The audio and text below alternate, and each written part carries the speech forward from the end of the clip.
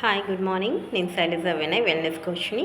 పొద్దున్నే లేస్తాం, ఒక చాయ్ తాగుతాం ఆర్ కాఫీ తాగుతాం. Next tiffin idli, puri, dosa, upma. Next 11-11:30కి మంచి చాయ్ అగైన్ తాగాలి.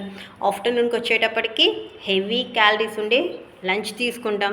నైట్ అయితే కొత్త కొత్త హోటల్స్ ఎక్కడ పెట్టారో ఎక్స్ప్లోర్ చేసి మరి మంచి దమ్ బిర్యానీ తినాలి. ఇవన్నీ చేయొచ్చు, తప్పేమీ లేదు. కానీ ఇలా కానీ 1 ఇయర్ మనం కంటిన్యూగా చేస్తే మనం సంపాదించింది మొత్తం హాస్పిటల్కే పెట్టాలి.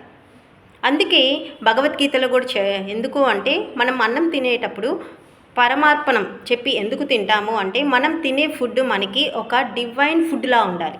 మన ఆత్మకు కానీ స్పిరిచువాలిటీని ఎన్హాన్స్ చేసే ఫుడ్లా ఉండాలి.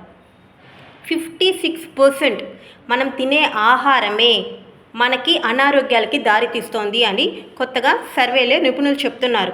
మనం తినే ఆహారమే మనకి మందులా పనిచేయాలి. అటువంటి ఆహారం ఎలా తీసుకోవాలి, లైఫ్ స్టైల్ కరెక్షన్స్ ఎలా చేసుకోవాలి అని తెలియజేయడానికి మాకు ఒక వెల్నెస్ సెంటర్స్ ఉంది, పాజిటివ్ కమ్యూనిటీ ఉంది.